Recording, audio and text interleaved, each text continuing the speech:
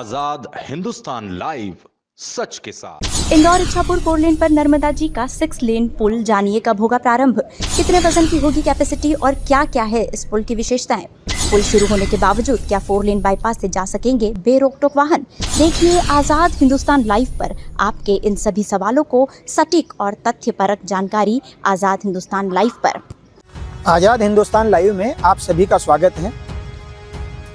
क्षेत्र के हर व्यक्ति को इस बात का इंतजार है कि नर्मदा जी पर बनाए जाने वाले 6 लेन पुल की शुरुआत कब होगी।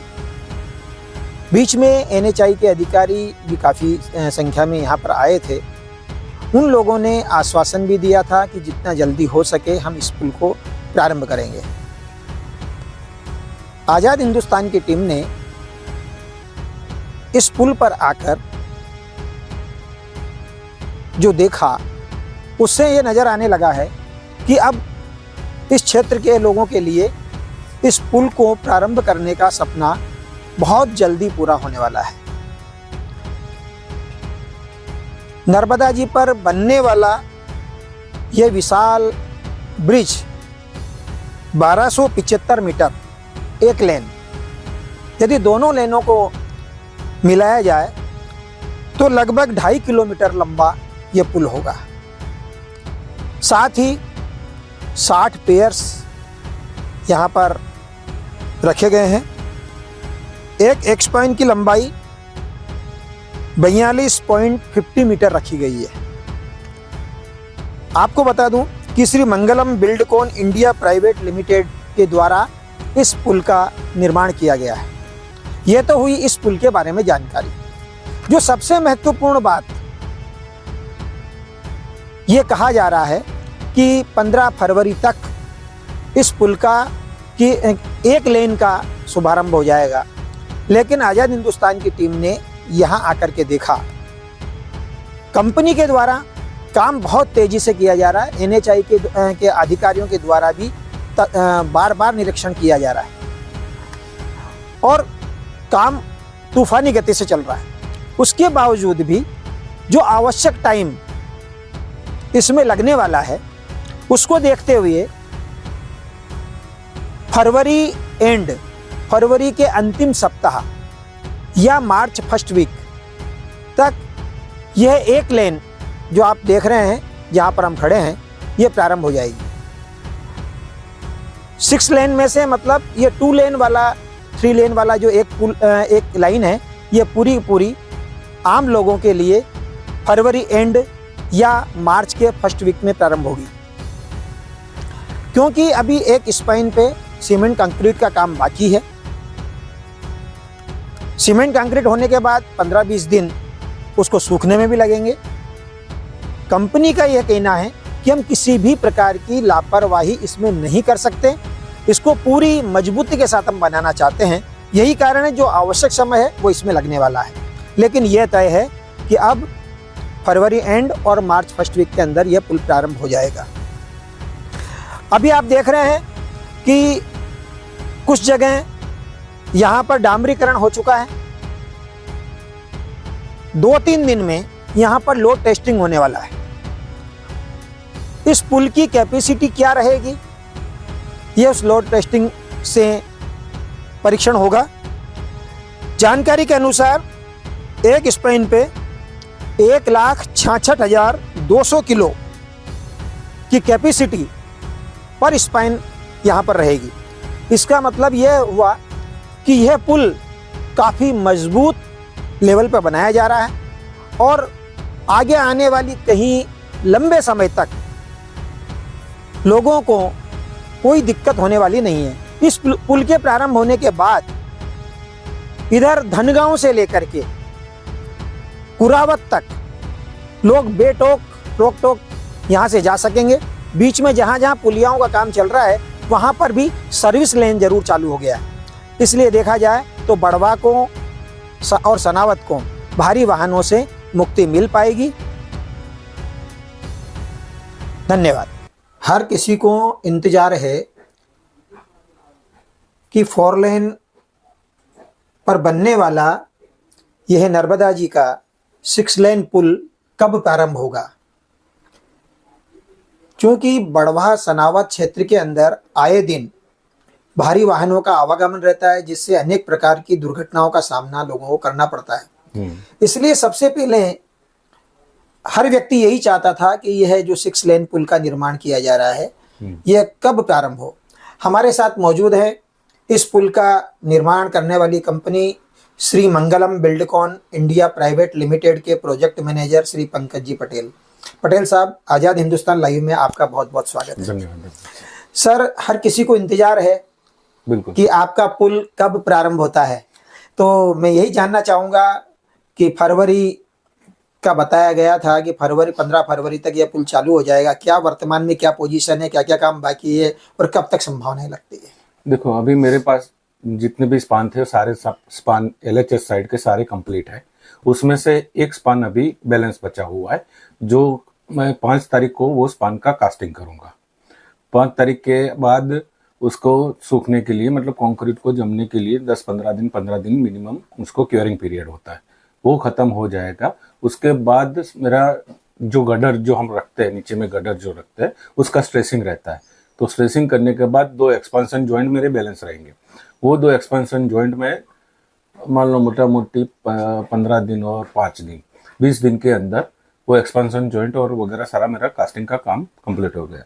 ऑलमोस्ट मैं चाहता हूँ कि फरवरी एंड तक वो जो ब्रिज है वो एक लाइन में वो कंक्रीट वर्क मेरा कंप्लीट करके मैं दे दूंगा। जी सर, इसका मतलब यह है कि मतलब कंपनी का प्रयास यह है कि फरवरी के लास्ट वीक में यह पुल प्रारंभ हो जाए। हाँ। अन्यथा मार्च के फर्स्ट वीक में तो लगभग यह बिल्कुल हो ही जाएगा, प्रारंभ हो ही जाएगा।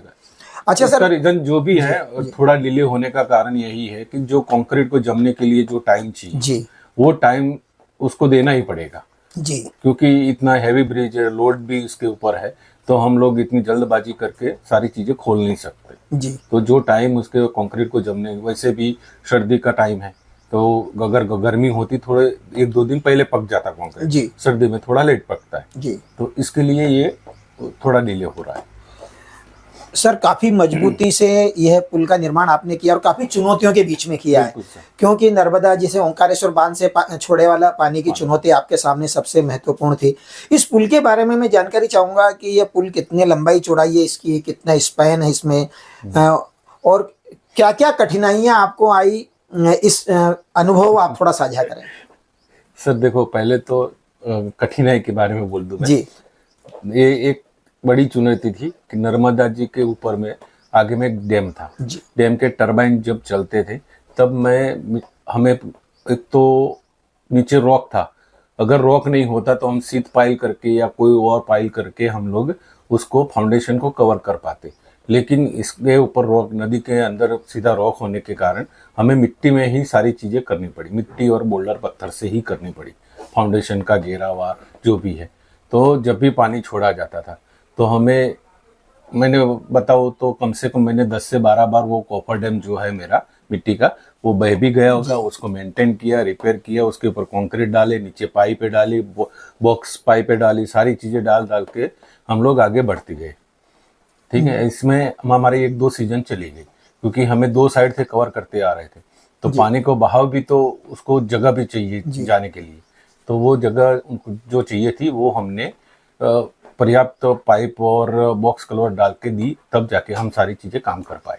जी, जी। और प्लस उसके हाइट, ब्रिज की हाइट मिनिमम नदी में नीचे से ग्राउंड लेवल से 30 मीटर के आसपास है लमसम, हर पियर अलग अलग है, लेकिन 30 मीटर के आसपास, मान लो 90 फुट के आसपास, 100 फीट के आसपास उसकी ब्रिज की हाइट है। तो उसको काम करने में बहुत टाइम लगा। अच्छा सर, इसकी लंबाई और उसकी लंबाई जो है वो 1275 मीटर है, मतलब सिंगल साइड 1.275 किलोमीटर। वैसे 2 लाइन है, LHS और RHS। LHS में 30 पियर है, 2 एबैटमेंट है, RHS में 30 पियर है, 2 एबैटमेंट है, मतलब 60 पियर हो गए जी, 4 एबैटमेंट हो गए, और टोटल 30 स्पान है, 30 स्पान है, और 1 स्पान की लंबाई है 42.500 मीटर।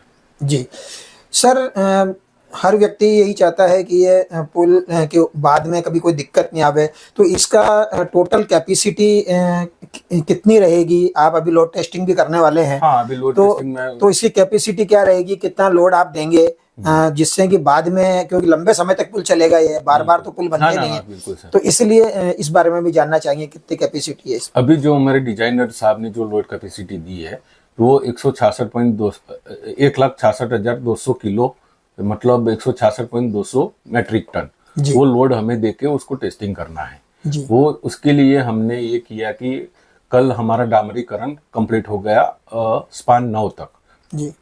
9वें स्पान तक डामरीकरण कंप्लीट हो गया। हमने 8वें स्पान पे वो लोड टेस्ट करना है। डिजाइनर ने बोला था कि भाई जब तक आप पूरा डेड लोड, मतलब एक फिक्स लोड होता है जी। तो वो लोड आप उसके ऊपर दो, उसके बाद ही टेस्टिंग करो जी। जो उसके अंदर सारी चीजें जैसे क्रैश बैरियर है, रेलिंग है, डामर है, एक्सपेंशन जॉइंट है, वो सारी चीजें कंप्लीट हो जाए उसके बाद ही आपको लोड टेस्ट करना है। तो वो हमारा डामरीकरण हो गया है। अब डामर 1-2 दिन के बाद हमने लोड टेस्ट वाले को बुला लिया है, तो वो लोड टेस्ट चालू हो जाएगा हमारा। सर, अपने रेलवे ब्रिज जो बन रहा है, बिल्कुल सर, वो उसका निर्माण भी आपकी ही कंपनी कर रही है। Yes sir. उसमें क्या लगता है आपको, कितने समय और लगेगा, उसमें कितना टाइम लग जाएगा? वो मेरे ख्याल से जुलाई एंड तक, मैं अगर जो पानी नहीं आ जाता नदी के अंदर, पानी और टरबाइन मुझे साथ थोड़ा बहुत दे दे, तो मैं जुलाई एंड तक, मेरी पूरी कोशिश है कि जो मेरे अंडर में काम है वो मैं कंप्लीट कर दूंगा। तो ये थे हमारे साथ पंकज जी। मैं याद करना चाहूंगा विपिन जी पटेल को भी। उन्होंने भी बहुत मेहनत की इस प्रोजेक्ट में, और आपके साथी थे बराबर, मेरा दोस्त, हम लोग 17 साल से साथ में थे जी जी। पर अब भगवान की इच्छा थी तो क्या कर सकते हो। तो इसी प्रोजेक्ट के चलते वो अचानक हमारे बीच में चले गए। उनको भी हम श्रद्धांजलि अर्पित करते हैं, और हम चाहते हैं कि जितना जल्दी बड़वा और सनावत के लोगों को ये राहत मिल सके और आप जितना जल्दी काम पूरा कर सके, तो हमारी यही शुभकामनाएं हैं।